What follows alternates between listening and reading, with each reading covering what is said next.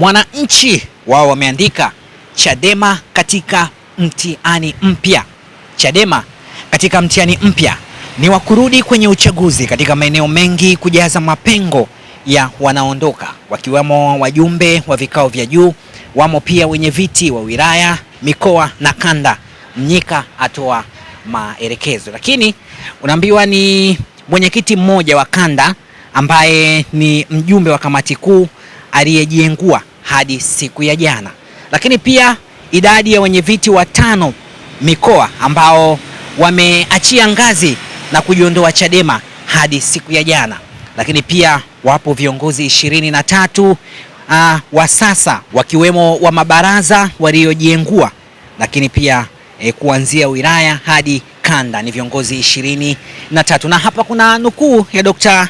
Rugemeleza Nshara, anasema tunakuja na mpango mahususi wa kujaza nafasi hizo, lakini lazima kufahamu waliondoka si wengi, wamekubali kuondoka na kwenda kutumika. Ni wamekubali kuondoka, sio wengi waliondoka, lakini wamekubali kuondoka na kwenda kutumika. Ni habari hiyo unaweza kuipata katika ukurasa wa 4, ikiwa inabeba kichwa kikubwa kabisa kilichoandikwa Chadema katika mtihani mpya.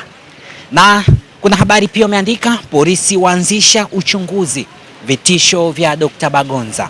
Polisi waanzisha uchunguzi vitisho vya Dr. Bagonza. Na hapa kuna habari picha ikiandika elimu haina mwisho.